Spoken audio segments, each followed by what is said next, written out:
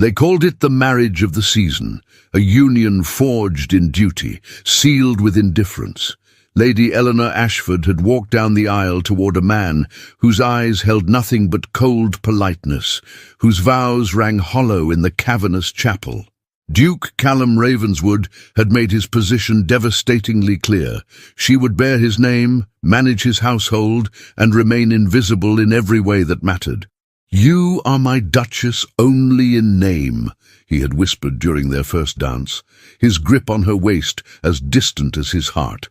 But on their wedding night, when candlelight flickered across the bedchamber and he turned away to undress, Eleanor glimpsed what no one else had seen, a tapestry of scars carved across his back, each one telling a story of suffering he had buried beneath aristocratic perfection. In that moment, she realized the man she had married was not the heartless duke society believed him to be, but a prisoner of secrets so dark they had turned his soul to stone. If you're listening to this story, don't forget to click the like button, subscribe to the channel, and tell me in the comments from which part of the world you're listening to this story. I want to know how far it has traveled. The morning of Eleanor Ashford's wedding dawned with the kind of oppressive grey that seemed to press down upon London itself, as though the heavens mourned what she could not. From her window at Ashford House in Mayfair, she watched the rain trace melancholy patterns against the glass, each droplet a tiny rebellion she wished she possessed the courage to emulate. "Stand still, my lady," her maid Beatrice murmured, fastening the final pearl button along Eleanor's spine. The wedding gown was a masterpiece of ivory silk and Brussels lace, commissioned by her father at extraordinary expense. It fit her like a beautiful prison, each stitch a reminder of the life being sewn shut around her. Eleanor was 22, with hair the colour of autumn chestnuts that caught fire in sunlight, and eyes of such clear grey they seemed to reflect the stormy English skies themselves. Her beauty was the quiet kind, the sort that revealed itself slowly in the intelligence of her gaze and the gentle curve of her smile. But today that smile had vanished entirely. "You look like a princess from a fairy tale," Beatrice said softly, though her eyes betrayed her sadness. She had been with Eleanor since childhood and knew the truth.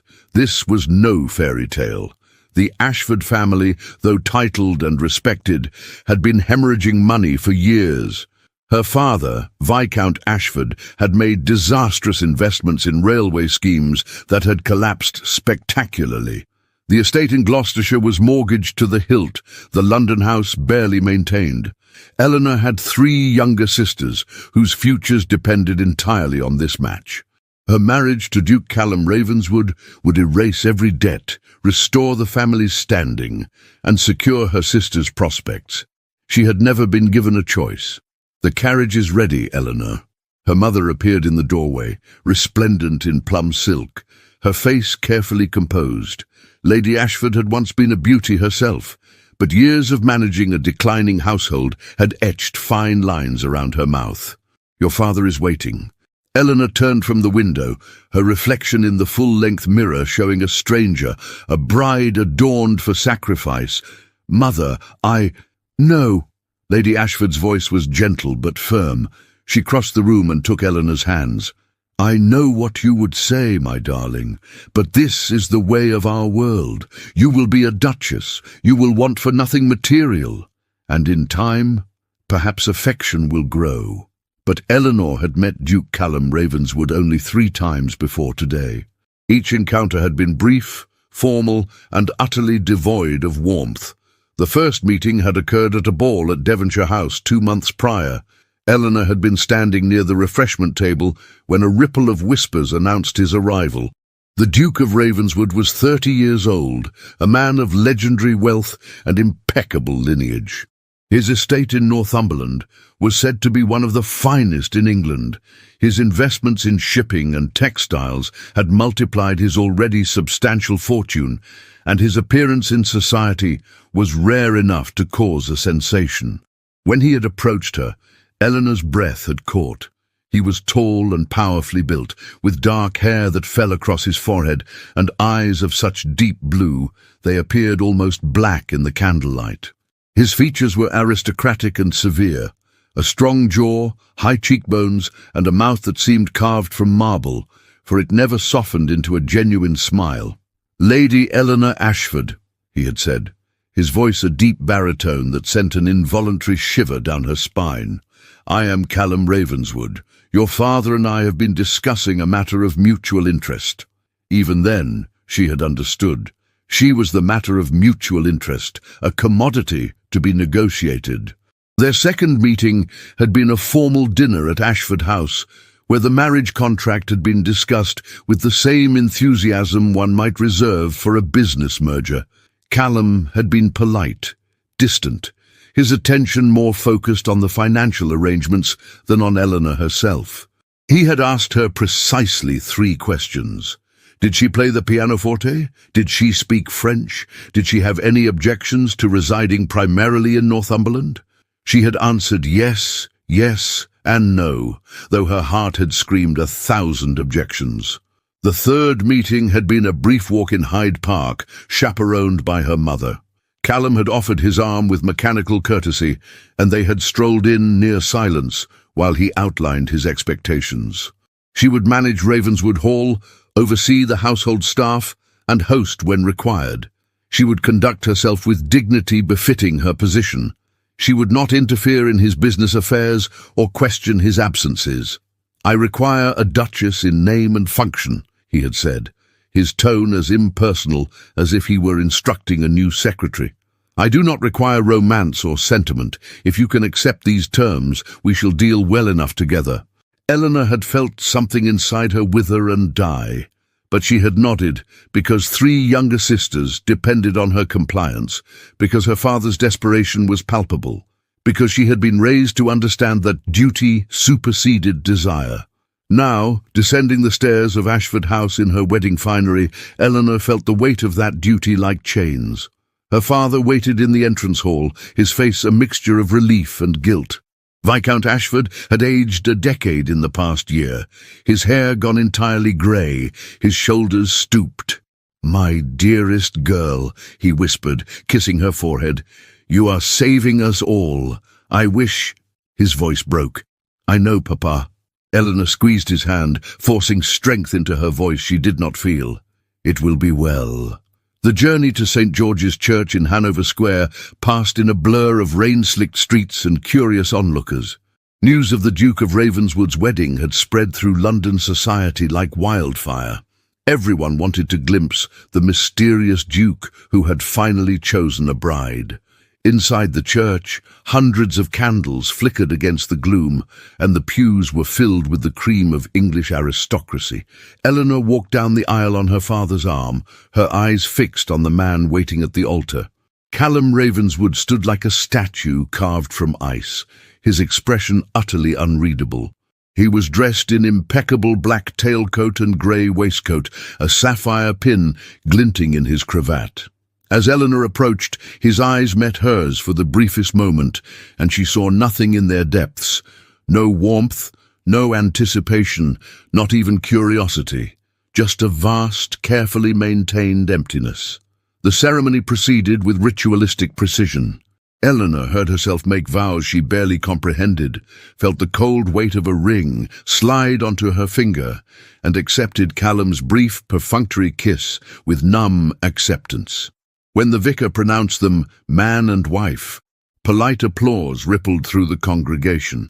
She was now Eleanor Ravenswood, Duchess of Ravenswood, and she had never felt more alone. The wedding breakfast at Ravenswood House in Belgravia was a spectacle of excess that would be discussed in London drawing rooms for months to come. The Duke's London residence was a palatial Georgian mansion that spoke of wealth accumulated over centuries, soaring ceilings adorned with frescoes, crystal chandeliers that cast rainbow prisms across marble floors, and rooms filled with priceless art collected from across Europe. Eleanor moved through the reception in a daze, her hand resting lightly on Callum's arm as they greeted an endless stream of guests. Dukes and duchesses, earls and countesses, members of parliament, and even a minor royal, all had come to witness the union and, Eleanor suspected, to scrutinize the woman who had captured England's most elusive bachelor. "Such a lovely bride," cooed the Duchess of Marlborough, her sharp eyes assessing Eleanor from head to toe. "And so young. You must be quite overwhelmed, my dear."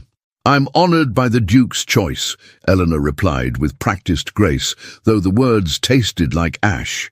Callum stood beside her, the perfect picture of aristocratic composure, acknowledging congratulations with curt nods and minimal conversation. His hand at the small of her back was merely for show. There was no warmth in the touch, no possessive claim, just cold obligation. As the afternoon wore on, Eleanor noticed a woman watching them with particular intensity. She was perhaps 25, strikingly beautiful with golden hair arranged in elaborate curls and a gown of emerald silk that must have cost a fortune. Her blue eyes held a calculating gleam that made Eleanor's skin prickle with unease. "Who is that woman?" Eleanor whispered to Callum during a brief moment of privacy. He followed her gaze, and for the first time that day, something flickered across his face. Was it discomfort? Annoyance? It vanished so quickly Eleanor couldn't be certain. "Lady Vivian Hartley," he said flatly. "The Earl of Pemberton's daughter. No one of consequence." But the way Lady Vivian continued to stare suggested otherwise. The formal dinner that followed was an elaborate affair with 12 courses, each more extravagant than the last. Eleanor sat at the head of the table beside Callum, making polite conversation with the guests, while her stomach churned with anxiety. She barely touched the food, though she smiled and nodded at appropriate intervals. It was during the dessert course, a towering confection of spun sugar and cream, that everything began to unravel. Lady Vivian Hartley rose from her seat, her champagne glass held aloft. The gesture was unusual enough that conversation gradually died away, all eyes turning toward her. "I must propose a toast," Vivian announced, her voice carrying clearly through the dining room. Her smile was bright and brittle as glass. "To the Duke and Duchess of Ravenswood, may their marriage be everything they deserve."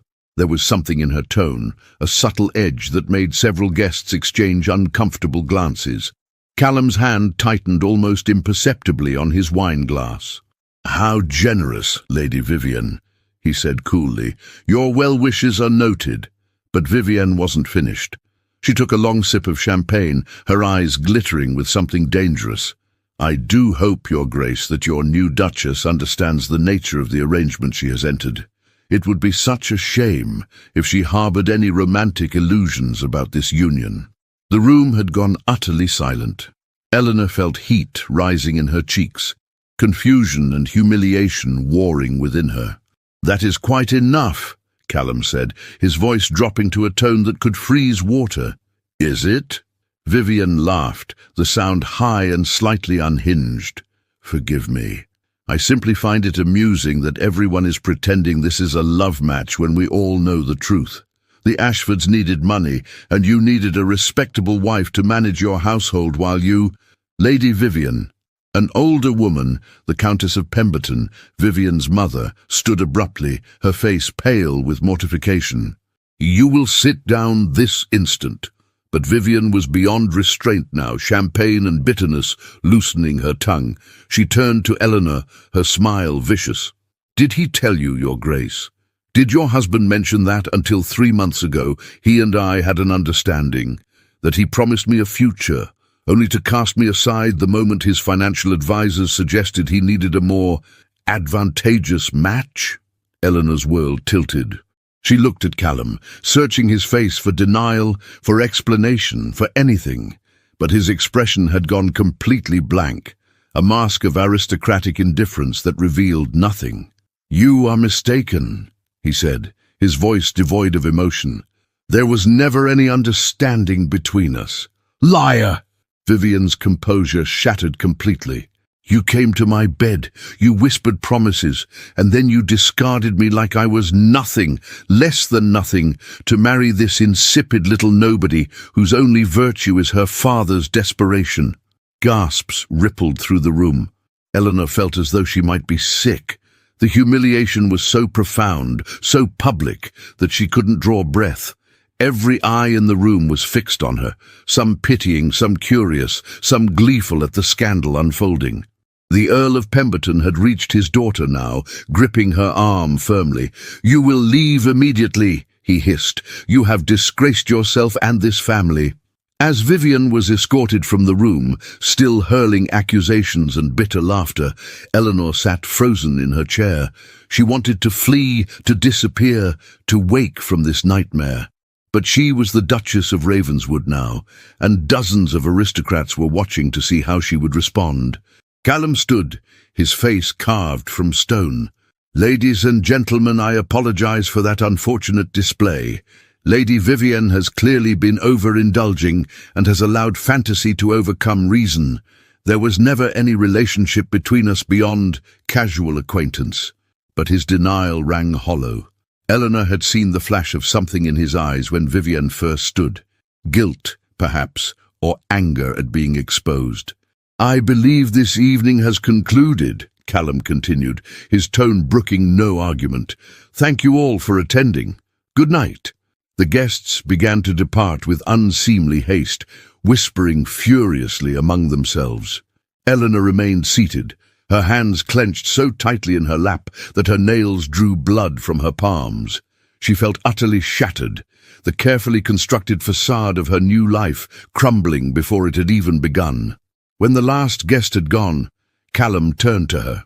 For a moment, she thought he might offer explanation or apology. Instead, he said, "You should retire to your chambers. It has been a long day." "Is it true?" Eleanor's voice emerged as barely a whisper. "Were you involved with her?" "My past is not your concern," he replied coldly. "Our arrangement does not include interrogations about my personal affairs." The words struck like a physical blow. Eleanor rose on trembling legs, her wedding gown suddenly feeling like a shroud. "I see. Then I shall retire, as you suggest." She walked from the dining room with as much dignity as she could muster, though inside she was screaming. Behind her, she heard Callum pour himself another drink, the clink of crystal against crystal echoing in the vast, empty room. In her new bedchamber, a lavish suite decorated in cream and gold that should have delighted her, Eleanor finally allowed the tears to fall. She had known this marriage was one of convenience, had accepted that Callum did not love her, but to be humiliated so publicly, to learn that she was merely a replacement for a discarded mistress, to be treated with such callous indifference on her wedding day, it was more than she had bargained for. A soft knock interrupted her misery. "Your Grace?" It was Callum's valet. "The Duke requests your presence in his chambers." Eleanor's blood ran cold. The wedding night. In all the chaos, she had almost forgotten. She was expected to fulfill her wifely duties, to submit to a man who had just demonstrated his complete lack of regard for her feelings. With shaking hands, she allowed her new lady's maid to help her into a nightgown of delicate white silk and a dressing gown of ivory satin. Then, with leaden feet, she walked through the connecting door into her husband's bedchamber.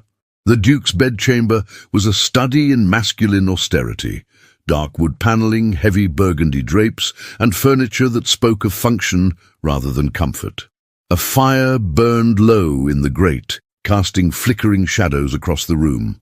Callum stood by the window, still dressed in his wedding attire, a glass of whiskey in his hand. He didn't turn when Eleanor entered. "Close the door," he said quietly.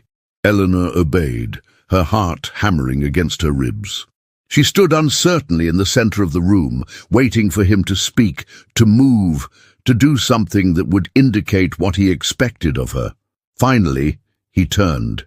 His face was haggard in the firelight, and for the first time since she'd met him, he looked almost human, tired, troubled, and infinitely weary. He took a long drink, then set the glass down with deliberate care. "I will not touch you tonight," he said flatly, "or any night, unless you wish it.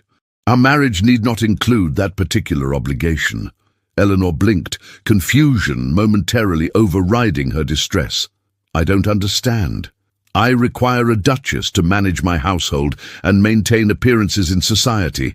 I do not require an intimate relationship." He turned back to the window, his shoulders rigid. "You may return to your chambers." It should have been a relief.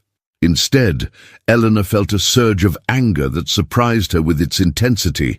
"So I am to be your duchess in name only, a decorative fixture in your home, useful for hosting dinners and nothing more. That is the arrangement, yes. An arrangement you failed to fully disclose before our marriage." Eleanor's voice shook, but she pressed on. "Was Lady Vivian telling the truth? Were you involved with her? That is none of your concern. It became my concern when she humiliated me in front of half of London society." Eleanor's composure finally cracked. "I accepted this marriage to save my family. I agreed to your cold terms, your emotional distance, your complete lack of interest in me as a person. But I did not agree to be made a fool of, to be the subject of gossip and pity, because you couldn't be bothered to end your affairs before taking a wife." Callum's jaw tightened, but he said nothing. "I deserve at least the courtesy of honesty," Eleanor continued, tears streaming down her face now. "If I am to live this half-life as your duchess, I deserve to know what I'm truly part of." For a long moment, silence stretched between them. Then Callum moved to his wardrobe, extracting a dressing gown. "Vivian Hartley and I had a brief liaison last year. It meant nothing and was concluded months before I began seeking a wife. She has convinced herself there was more to it than there was. That is the truth, for what it's worth." He began to unbutton his waistcoat, his movements sharp with suppressed emotion. "Now, if you're quite finished with your interrogation, I suggest you—" He turned away to remove his shirt, and in that moment the firelight illuminated his bare back. Eleanor's breath caught in her throat. His back was a landscape of scars, some thin and precise like knife cuts, others thick and raised like rope burns. They crisscrossed his skin in a pattern that spoke of systematic, prolonged torture. The worst were along his shoulder blades, where the flesh looked as though it had been repeatedly torn and healed, torn and healed. Callum realized his mistake immediately. He grabbed his dressing gown and shrugged it on with violent haste, but it was too late. Eleanor had seen. "Don't," he said harshly, not looking at her. "Don't ask. Don't speak of it. Forget what you saw." But Eleanor couldn't forget. In that brief glimpse, everything had shifted. The cold, distant duke she had married was not simply an unfeeling aristocrat. He was a man carrying wounds so deep they had shaped his very soul. "Callum," she whispered, "get out." His voice was raw, almost desperate. "Please, just go." Eleanor fled to her own chambers, her mind reeling. She lay awake until dawn, staring at the canopy above her bed, trying to reconcile the man who had treated her with such indifference with the scarred, suffering person she had glimpsed. The next morning, Eleanor woke to find a note slipped under her door. Callum had departed for his estate in Northumberland and would remain there for the foreseeable future. She was to stay in London and manage the Belgravia house as she saw fit. An allowance had been established for her use. He would send word when her presence was required. He had abandoned her the morning after their wedding. For 3 days, Eleanor remained in the vast, empty house, moving through rooms like a ghost. The servants were polite but distant, clearly unsure how to treat a duchess who had been so publicly humiliated and so quickly deserted. The scandal of Lady Vivian's outburst had spread through London like wildfire. Calling cards that should have flooded in remained conspicuously absent. Eleanor was a social pariah before her marriage had even truly begun. On the 4th day, salvation arrived in the form of Aunt Agatha. Lady Agatha Pembroke was Eleanor's maternal aunt, a widow of independent means who had scandalized society by refusing to remarry after her husband's death 15 years prior. Instead, she had taken her considerable inheritance and created a life of intellectual pursuit and social activism in Bath. She was 60 years old, sharp as a tack, and utterly uninterested in society's opinion of her. She swept into Ravenswood House like a force of nature, her travelling cloak still damp from the rain, her grey eyes blazing with purpose. "Where is that coward of a husband?" were her first words upon finding Eleanor in the morning room. "Northumberland," Eleanor replied dully. "Of course he is." Agatha stripped off her gloves and sat down uninvited. "Well, you're not staying here to wither away in this mausoleum. Pack your things. You're coming to Bath with me. I can't simply leave.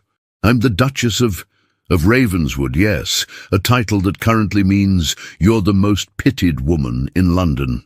Agatha's tone was brisk, but not unkind. "Your husband has made it clear he doesn't want you here. Society has decided you're a figure of ridicule. Remaining in this house will accomplish nothing except your complete misery." Eleanor felt something stir within her, a tiny spark of rebellion. "What would I do in Bath?" "Live," Agatha said simply. "Think. Discover who you are beyond being someone's daughter or someone's unwanted wife. I have a circle of friends, writers, reformers, artists, intellectuals, people who value substance over status. Come with me, Eleanor. Give yourself time to heal and grow strong." It took Eleanor less than an hour to make her decision. She left a brief note for the household steward, packed 2 trunks, and departed London without a backward glance. Bath was a revelation. Agatha's home was an elegant townhouse near the Royal Crescent, filled with books, art, and the constant flow of fascinating visitors. Within a week, Eleanor found herself attending lectures on social reform, discussing literature with published authors, and meeting women who had carved out independent lives despite society's constraints. One evening, at a small gathering in Agatha's drawing room, Eleanor met Dr. Christopher Aldridge, a physician who had recently returned from studying advanced surgical techniques in Vienna. He was perhaps 35, with kind hazel eyes, sandy hair, and an earnest manner that put people immediately at ease. "Your Grace," he said when Agatha introduced them, "I've heard you have an interest in charitable work. I'm establishing a clinic for the working poor in Bath. Perhaps you might consider lending your support." It was the first time since her marriage that someone had addressed her as though she might have something valuable to offer beyond her title. Eleanor felt tears prick her eyes. "I would be honoured, Dr. Aldridge," she said softly. Over the following weeks, Eleanor threw herself into work at the clinic. She had no medical training, but she could organise supplies, keep records, and offer comfort to frightened patients. Dr. Aldridge proved to be a patient teacher, explaining treatments and procedures, valuing her questions and observations. "You have a natural aptitude for this," he told her one afternoon as they inventoried medicines. "Have you ever considered formal study?" Eleanor laughed bitterly. "I'm a duchess. Duchesses host balls and embroider cushions. They don't study medicine." "Why not?" Christopher's gaze was direct and challenging. "Who made that rule? And why must you follow it?" It was a question that haunted Eleanor in the best possible way. For the first time in her life, she began to imagine a future that wasn't dictated by others' expectations. 3 months in Bath transformed Eleanor in ways she had never imagined possible. The frightened, humiliated bride who had fled London was gradually replaced by a woman discovering her own strength and purpose. She rose early each morning to work at Dr. Aldridge's clinic, spent afternoons in Agatha's library studying medical texts and social philosophy, and evenings in stimulating conversation with people who valued her mind rather than her title. Christopher Aldridge had become a dear friend, perhaps her first true friend. He treated her with a respect that was entirely novel, asking her opinions on patient care, trusting her judgment, and never once treating her as fragile or ornamental. There was nothing romantic in their relationship, but there was genuine warmth and mutual admiration. "You should consider writing about your observations," Christopher suggested one afternoon as they walked through the Sydney Gardens. Your insights into how poverty affects health outcomes are quite astute. The medical journals would benefit from such perspectives. Eleanor felt a flush of pleasure at the compliment. I'm not qualified to... Qualification comes from knowledge and experience, not from degrees granted by institutions that won't admit women.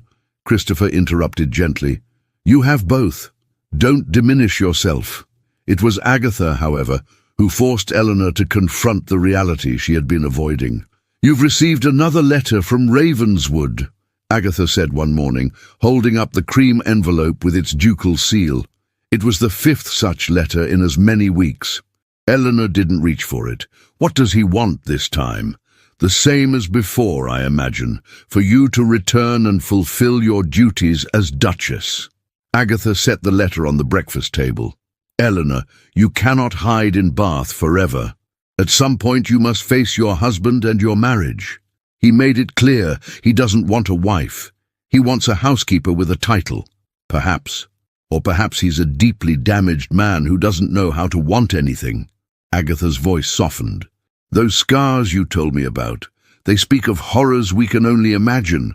Trauma changes people, makes them build walls to survive, but walls can be dismantled, if both parties are willing. Eleanor finally opened the letter. Callum's handwriting was bold and precise, his message characteristically brief. Your presence is required in London for the Duchess of Marlborough's charity gala. As my wife, your absence would be noted and remarked upon. I expect you to fulfill this obligation. The carriage will be sent on the 15th. He doesn't ask, Eleanor said bitterly. He commands. Then command back, Agatha replied. You are not the same frightened girl who left London. Show him, show them all, who you've become. The idea took root. Eleanor spent the next week preparing with military precision. She commissioned a new gown from Bath's finest modiste, a stunning creation in deep sapphire silk that brought out the grey of her eyes and displayed a confidence the old Eleanor would never have possessed. She studied the guest list for the gala, researching the charitable causes and social dynamics. She armed herself with knowledge, poise, and determination. When she arrived in London, she went directly to Ravenswood House without sending word ahead. The butler's eyes widened in surprise when he opened the door. Your Grace, we were not expecting, that is, His Grace did not mention. Is my husband in residence? Eleanor asked coolly, sweeping past him into the entrance hall. Yes, Your Grace. He is in his study. Eleanor didn't wait to be announced. She walked directly to the study and opened the door without knocking. Callum was seated behind his massive desk, reviewing documents. He looked up sharply at the intrusion, and for a moment something flickered across his face, surprise, perhaps even relief, before his customary mask slammed back into place. Eleanor, he stood slowly. I didn't expect you until tomorrow. Clearly. She closed the door behind her and moved further into the room, studying him openly. He looked thinner than she remembered, with shadows under his eyes that spoke of sleepless nights. I received your summons. It was not a summons. It was a request. It read like a command. Eleanor sat down in one of the leather chairs without being invited, a small act of defiance that made his eyebrows rise slightly. Nevertheless, I am here. I will attend the gala as your Duchess. I will smile and make conversation and reflect well upon your name, but we need to establish new terms for this arrangement. Callum's expression hardened. I was not aware the terms were negotiable. They weren't. Now they are. Eleanor met his gaze steadily. I have spent 3 months in Bath, discovering that I am more than a decorative object to be placed in your home when convenient. I have skills, interests, and purposes beyond hosting your dinners. If I am to be your Duchess, you will respect that. What exactly are you proposing? I will fulfill my social obligations as required. In return, you will not interfere with my charitable work or my studies. I wish to continue my association with Dr. Aldridge's clinic and to establish a similar facility here in London. I will need funding and your public support. Callum's jaw tightened at the mention of Christopher's name. This Dr. Aldridge, what is the nature of your relationship with him? He is my friend and colleague. Nothing more. Eleanor paused, then added deliberately, though I note you feel entitled to question my associations while maintaining absolute privacy about your own. A tense silence stretched between them. Finally, Callum said, "Very well, establish your clinic. I will provide the funding, but you will be discreet and ensure no scandal attaches to my name." Agreed. Eleanor rose to leave, then turned back. "One more thing. Those scars on your back, I have not forgotten them and I have not spoken of them to anyone, but I want you to know that I understand they are part of why you are the way you are. I don't expect you to explain or confide in me, but I will not accept cruelty disguised as indifference. If we must live this half-life together, we will do so with basic human decency." She left before he could respond, her heart pounding but her head held high. The Duchess of Marlborough's gala was the social event of the season, held at Marlborough House with hundreds of guests from the highest echelons of society. Eleanor arrived on Callum's arm, her sapphire gown causing audible gasps as they entered the ballroom. She was no longer the humiliated bride of 3 months ago. She moved through the crowd with quiet confidence, engaging in intelligent conversation about the evening's charitable cause, funding for orphanages, and impressing even the most skeptical matrons with her knowledge and poise. "Your Grace, you are quite transformed," the Duchess of Marlborough observed. "We had heard you were unwell and recuperating in the country." "I was visiting my aunt in Bath," Eleanor replied smoothly. "It was most restorative." Across the room, she spotted Lady Vivian Hartley, who was watching with barely concealed fury. Vivian had clearly expected Eleanor to remain broken and hidden. Instead, here was a duchess who outshone her in every way. The confrontation came during the supper interval. Eleanor was speaking with Christopher Aldridge, who had been invited due to his growing reputation in medical circles, when Vivian approached with a brittle smile. "Your Grace, how lovely to see you've recovered from your wedding night trauma," Vivian said sweetly, her voice pitched to carry. "And Dr. Aldridge, how charming that the Duchess has found such attentive companionship during her husband's absence." Christopher stiffened, but Eleanor merely smiled. "Lady Vivian, how kind of you to concern yourself with my well-being. Doctor, Aldridge and I have been collaborating on a medical clinic for the poor, a cause I'm sure you would find fascinating, given your evident passion for charitable work." The barb hit home. Vivian was notorious for avoiding any actual charitable labor. "How noble," Vivian replied acidly, "though one wonders if the Duke approves of his wife spending so much time in the company of other men. Some might call it indiscreet." "Some might call your behavior at my wedding breakfast indiscreet," Eleanor countered, her voice still pleasant but her eyes hard as steel. "Yet here you are, still received in society. Remarkable how different standards apply to different people." Before Vivian could respond, Callum appeared at Eleanor's side. His hand settled at the small of her back, a gesture of possession and support that surprised her. "Lady Vivian," he said coldly, "I believe your mother is looking for you." Vivian's face flushed with humiliation. She opened her mouth to retort, then thought better of it and stalked away. "Thank you," Eleanor said quietly to Callum. "You handled her well enough on your own," he replied, something that might have been approval in his tone. "But I thought it time to make my position clear. You are my Duchess. That means something." Later that evening, as they prepared to depart, the Duchess of Marlborough approached them both.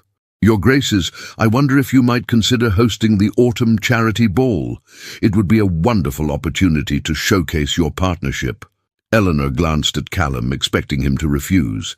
Instead, he said, "My wife will decide. If she wishes to host, I will support her." It was a small concession, but it felt like a victory. As they rode home in the carriage, Eleanor dared to hope that perhaps their marriage might become something more than a cold arrangement after all. "The clinic you wish to establish," Callum said into the darkness. "Tell me about it." And for the first time since their wedding, they talked, truly talked, about something that mattered. The weeks following the gala brought an unexpected shift in the dynamics of Eleanor and Callum's marriage. Though they maintained separate bedchambers and lived largely independent lives, a tentative respect had begun to grow between them.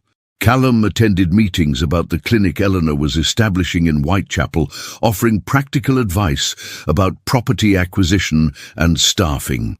Eleanor, in turn, began to understand the immense pressures he faced managing his vast estates and business interests.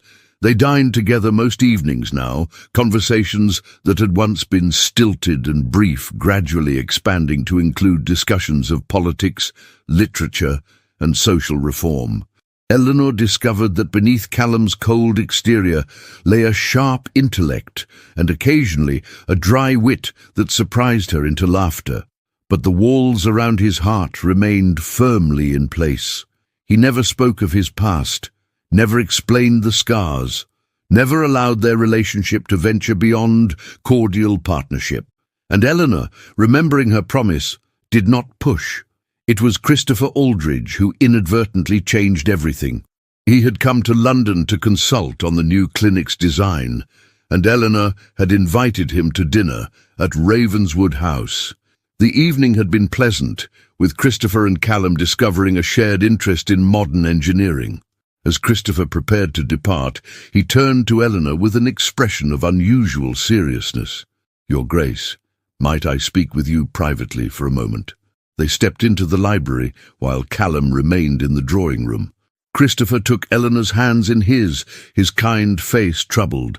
"Eleanor, I must tell you something, before rumours reach you another way. I have been offered a position, chief surgeon at a new hospital being established in Edinburgh. It is an extraordinary opportunity, one I cannot refuse." Eleanor felt a pang of loss, but managed to smile. "Christopher, that's wonderful. You deserve this. There's more." He hesitated, then continued. "I have asked Miss Caroline Winters, you remember her from Bath, the schoolteacher, to accompany me as my wife. She has accepted." Eleanor's smile became genuine. "I'm so happy for you both. Caroline is a remarkable woman. She is. And I wanted you to know, before I left, that your friendship has meant the world to me. You are one of the finest people I have ever known." He squeezed her hands gently. "But I also wanted to tell you something I have observed these past months. Your husband looks at you when you're not watching. There is something in his eyes, longing, perhaps, or regret. I think he cares for you more than he allows himself to show. Christopher, I know it's not my place, but you deserve to be happy, Eleanor. Truly happy. Don't give up on that possibility." He kissed her cheek in farewell and departed. Eleanor stood in the library for a long moment, her mind churning. When she returned to the drawing room, she found Callum standing by the window, his posture rigid. "He's leaving for Scotland," Eleanor said quietly. "He's getting married." "I heard." Callum's voice was carefully neutral. "You will miss him." "I will miss his friendship, yes." Eleanor moved closer, studying her husband's profile.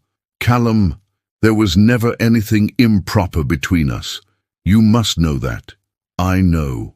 He turned to face her, and for once his mask had slipped. His eyes held a tumult of emotions she couldn't quite decipher.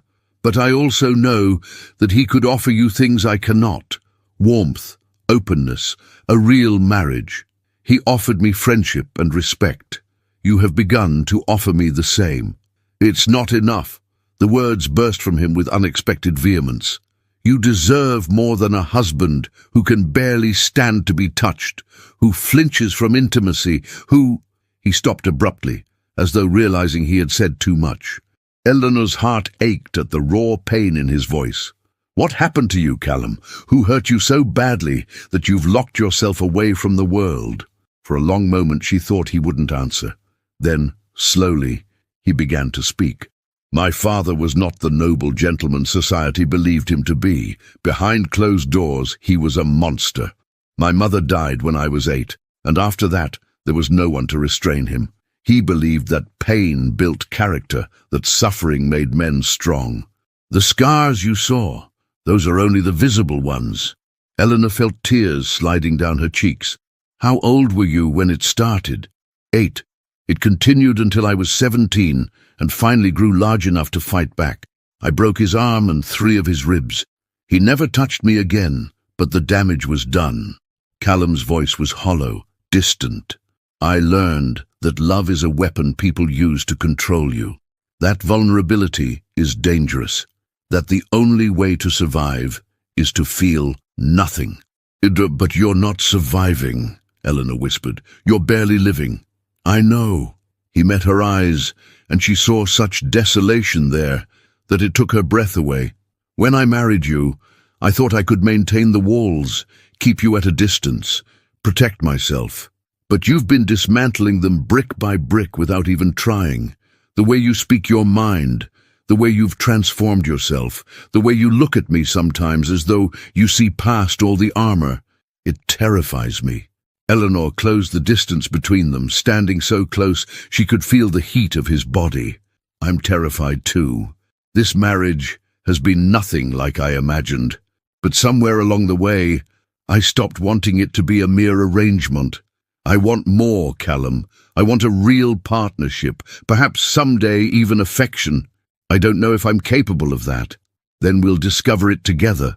She reached up slowly, giving him time to pull away, and touched his face. He flinched but didn't retreat. "I'm not asking for declarations of love or grand gestures. I'm asking for honesty, for effort, for the possibility of something real." Callum's hand came up to cover hers, his touch tentative as though he'd forgotten how to offer gentleness. "I will try. I cannot promise success, but I will try." It was enough. For now, it was enough. The next morning, Eleanor woke to find a note slipped under her door. Callum had been called to Northumberland. A crisis with one of the tenant farms required his immediate attention. But unlike his previous departures, this note included an invitation. "If you wish to see Ravenswood Hall and the Northern Estates, I would welcome your company. The choice is yours." Eleanor made her decision within minutes. She had her maid pack for an extended stay and sent word that she would accompany him. The journey north took 3 days by train and carriage. Callum was attentive during the travel, pointing out landmarks and sharing stories of the region's history. Eleanor saw glimpses of the man he might have been without the trauma. Intelligent, passionate about his land and people, even occasionally playful, Ravenswood Hall took her breath away. The estate sprawled across the Northumberland countryside, a magnificent Jacobean manor house surrounded by ancient forests and rolling hills. The house itself was a masterpiece of architecture, with soaring ceilings, intricate plasterwork, and windows that captured the wild northern light. "It's beautiful," Eleanor breathed as they approached. "It's home," Callum replied simply. "Or it was once. I haven't spent much time here since my father died. Too many ghosts." Over the following weeks, Eleanor threw herself into learning about the estate. She met with tenants, toured the farms, and began to understand the complex web of responsibilities Callum managed.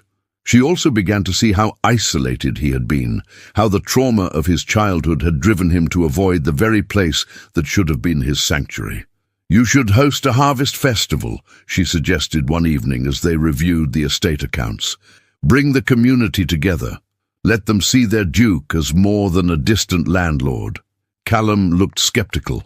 "My father never—" "Your father was a cruel man who ruled through fear. You are not him."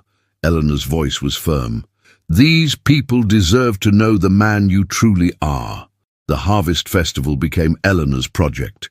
She organized games, music, and a feast that brought together everyone from the estate and surrounding villages.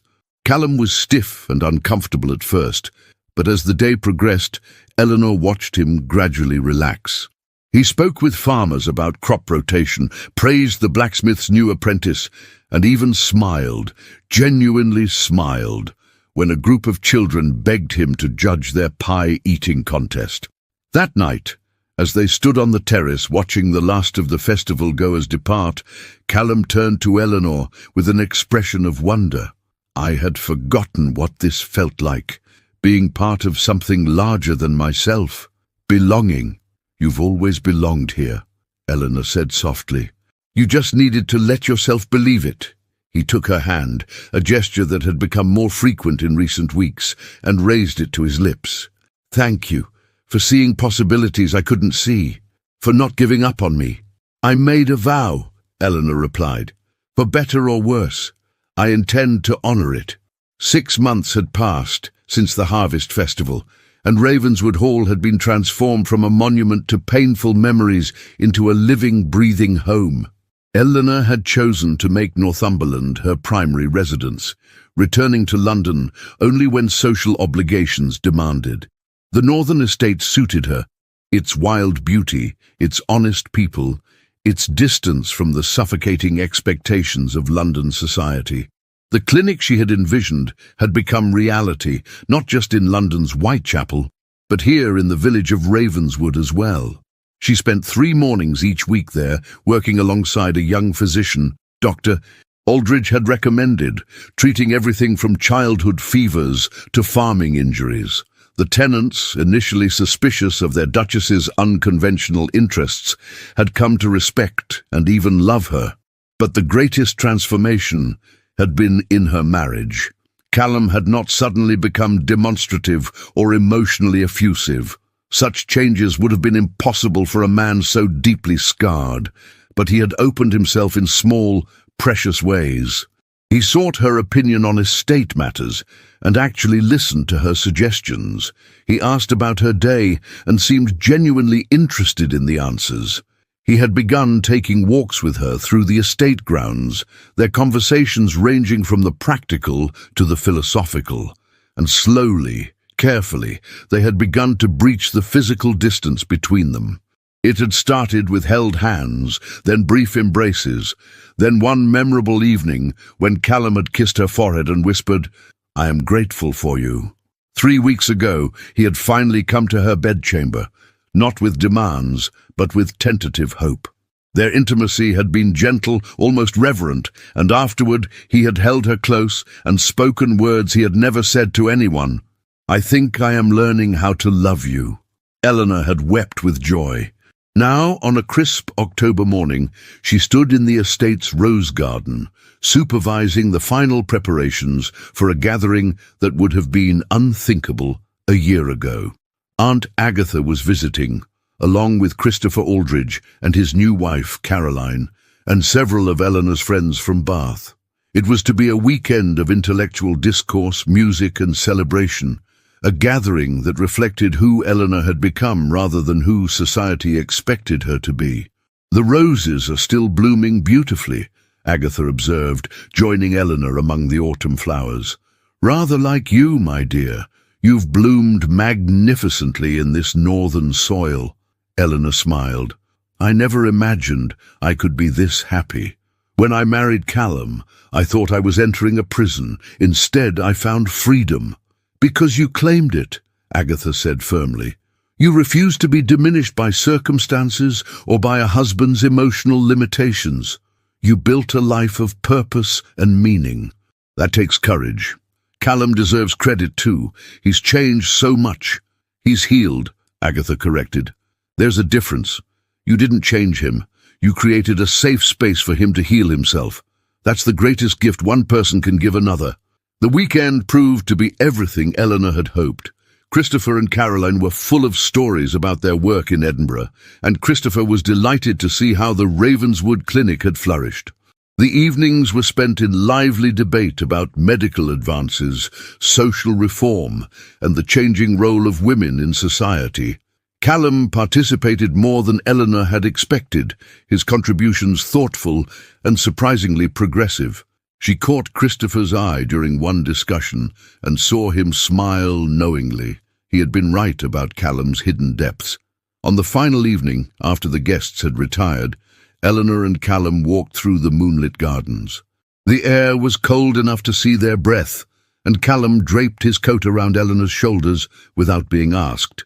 "I received a letter from your father today," he said quietly. "He wanted to thank me for the additional funds I've provided. Your sisters are all well settled now. Amelia is engaged to a respectable baronet, and the younger two are thriving. That's wonderful news. Eleanor paused, then added, You've been very generous to my family, more than the marriage contract required. They're your family. That makes them my responsibility. He stopped walking and turned to face her. Eleanor, there's something I need to tell you, something I should have said months ago. Her heart quickened. What is it?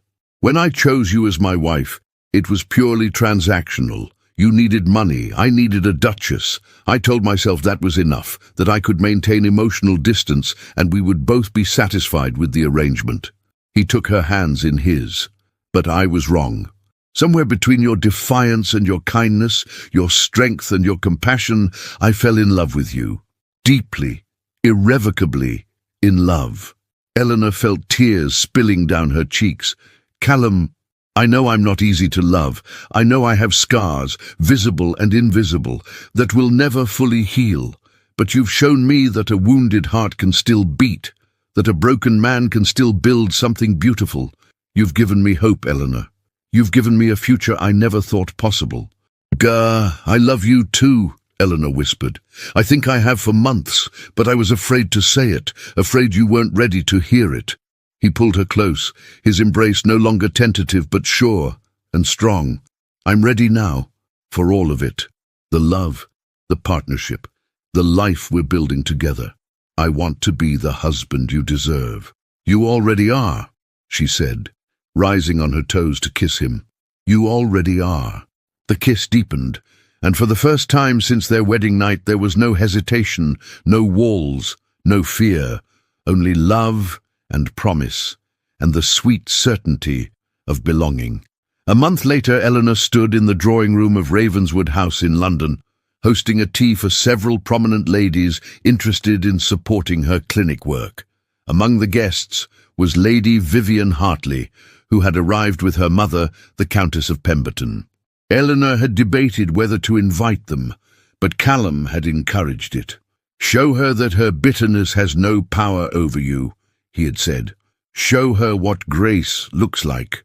Vivian looked diminished somehow, her beauty still present, but her eyes holding a hardness that aged her. She sat stiffly, contributing little to the conversation, while her mother apologized profusely for her daughter's past behavior.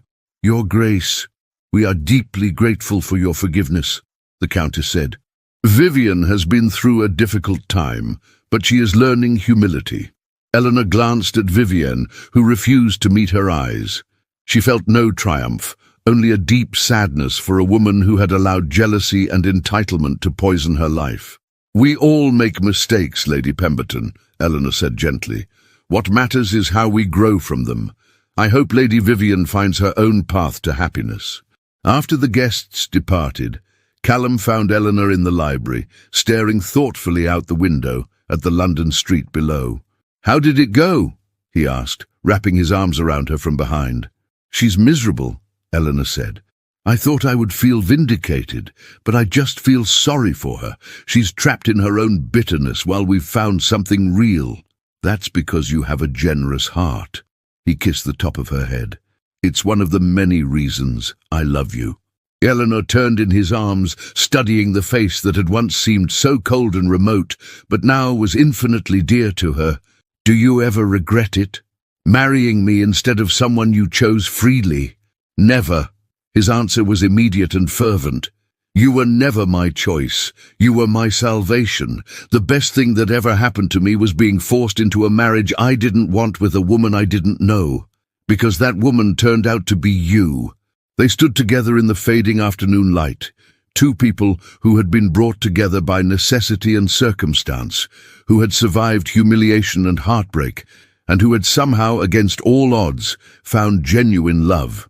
Eleanor thought back to her wedding day, to the terrified girl in the ivory gown who had believed she was entering a prison. That girl could never have imagined this, standing in her husband's arms, secure in his love, confident in her own worth, living a life of purpose and meaning. She had been told she was his duchess only in name, but she had become so much more, his partner, his confidant, his healer and his heart.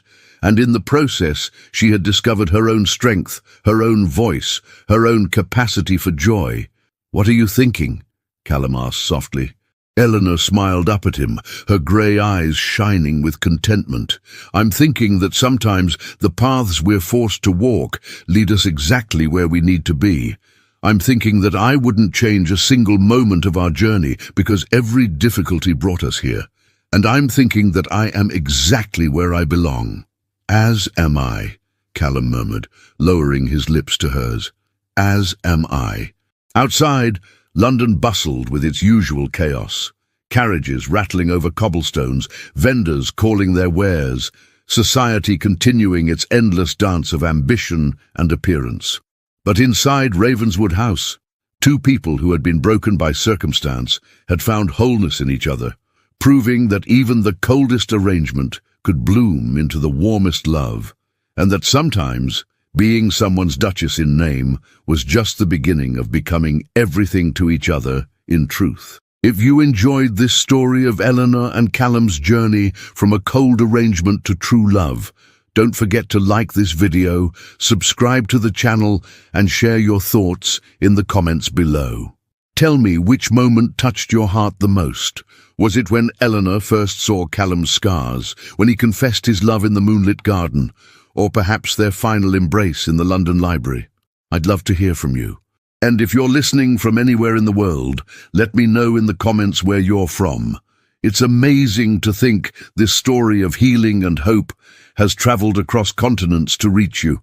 Thank you for joining Eleanor and Callum on their journey from darkness to light, from duty to devotion, and from being strangers bound by contract to soulmates united by love. Until the next story, remember, sometimes the life we're forced into becomes the life we were always meant to live.